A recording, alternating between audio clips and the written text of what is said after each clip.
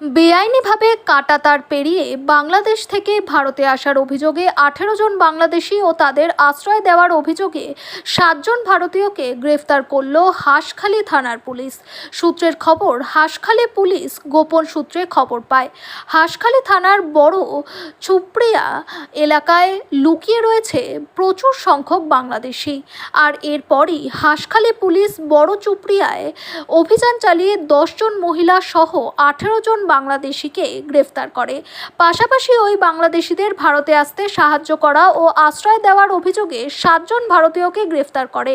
Hanskhali police ধৃতদের রানাঘাট আদালতে পাঠালে বিচারক 3 জনকে পুলিশ হেফাজতের ও বাকিদের 14 দিনের জেল হেফাজতের নির্দেশে দিয়েছেন। ধৃতদের মধ্যে এক বাংলাদেশি মহিলা জানান, তারা বাংলাদেশ থেকে ভারতে এসেছিল এজেন্ট মারফত।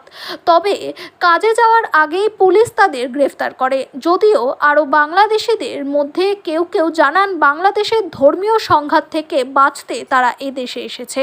তবে এই ঘটনায় আরও কোনো বাংলাদেশি ভারতে এসে লুকিয়ে আছে কিনা তার তদন্ত করছে হাঁসখালি থানার পুলিশ।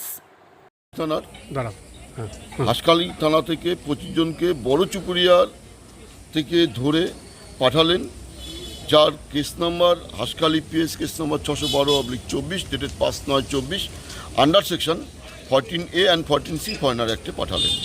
এই 25 জনের মধ্যে 15 জন পুরুষ, 10 জন মহিলা। এর মধ্যে কয়েকজন আছে আমাদের ইন্ডিয়ান, আমার কাছেই যেমন আছেন কার্তিক মণ্ডল, এরকম আরও কয়েকজন আছেন, একজন কেরালারও বাসিন্দা আছেন। কিন্তু এত বড় সংখ্যক মানুষ এই প্রথম একসঙ্গে তারা বাংলাদেশ থেকে ভারতে আসলেন এবং আমাদের একসঙ্গে 14 পয়েন্ট অ্যাক্টে আমাদের এখানে পাঠালেন হাঁসখালি থানা। আমরা তাদের মুখ থেকেও জানতে পারলাম কেন এত মানুষের সমাগম আমাদের ইন্ডিয়ায়। তারা ওই দেশে অত্যাচারিত হয়ে আমাদের এখানে বাঁচার উদ্দেশ্যে চলে আসছে। আমার নাম প্রশান্ত সরকার, অ্যাডভোকেট, রানাঘাট।